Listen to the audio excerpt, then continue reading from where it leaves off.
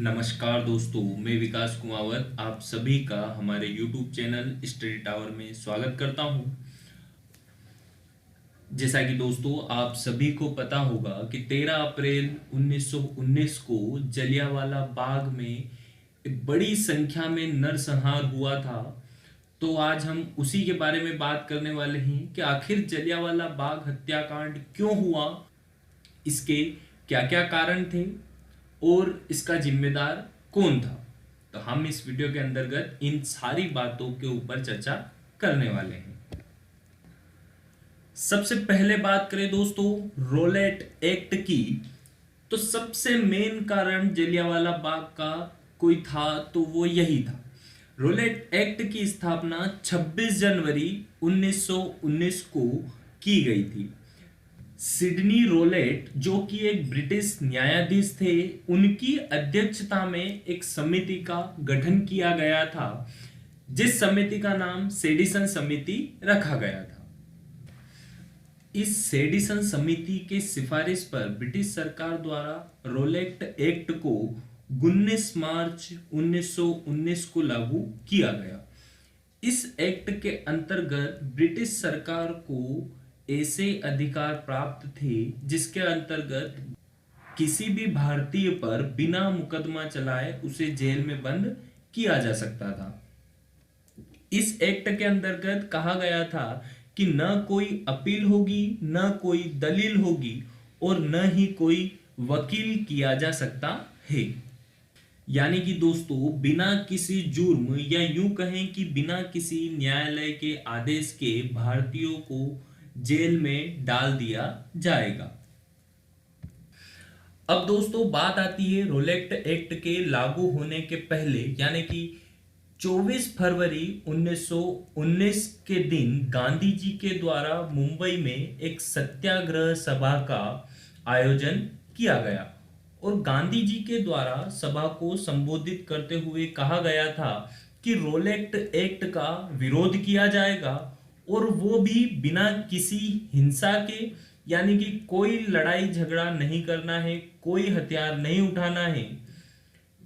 ऐसा क्यों कहा गया था मेरे दोस्तों? क्योंकि गांधी जी अहिंसा की राह पर चलने वाले व्यक्ति थे।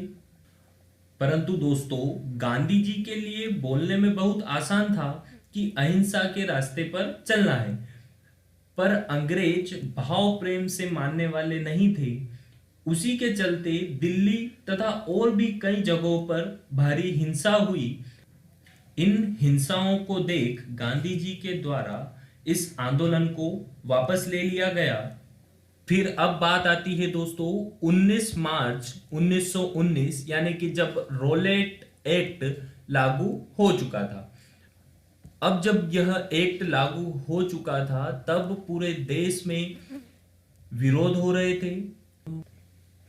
इस एक्ट के विरोध में गांधी जी के द्वारा 6 अप्रैल 1919 को देशव्यापी हड़ताल भी करवाई गई और भी कई सारे हिंसात्मक कार्य हुए, जिसके चलते सैफुद्दीन किचलू और डॉक्टर सत्यपाल को अंग्रेज सरकार द्वारा गिरफ्तार कर लिया गया। फिर बात आती है दोस्तों 13 अप्रैल 1919 की।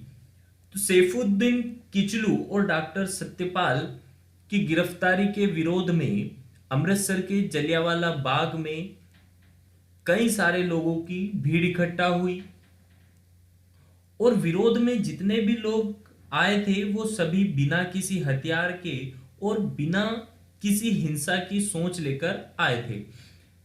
तभी अंग्रेज के एक फौजी कमांडर जनरल डायर ने इस बात का फायदा उठाते हुए भीड़ पर अंधाधुंध गोलियां चलवाई, जिसमें हजारों लोग मारे गए। दोस्तों मृतकों में महिलाएं एवं बच्चे भी शामिल थे। इसी घटना को जलियांवाला बाग हत्याकांड कहा जाता है। दोस्तों मैं आपको बताना चाहूंगा कि इस घटना के बाद जनरल ओ डायर को ब्रिटिश सरकार द्वारा ब्रिटेन भेज दिया गया और एक बयान में जनरल ओ डायर के द्वारा कहा गया था कि वो वहां और कई बड़े बड़े हथियार व तोपें लेकर पहुंचा था परंतु रास्ता सकरा होने के कारण तोपें जलियांवाला बाग तक नहीं पहुंच पाई और जनरल और डायर को इतने बड़े हत्याकांड का कोई गम नहीं था कि उसके हाथों कई जानें चली गई।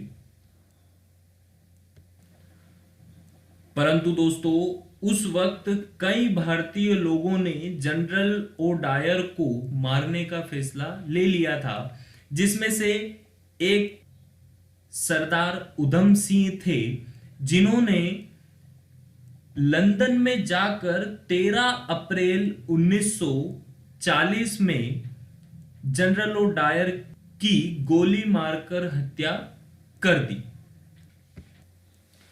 और इसी प्रकार से उन्होंने जलियांवाला बाग नरसंहार का एक प्रकार से बदला ले लिया। अगर आज आप जलियांवाला बाग में जाते हैं तो आपको कुछ इस तरह वहां देखने को मिलेगा। आई होप दोस्तों आप सभी को वीडियो पसंद आया होगा।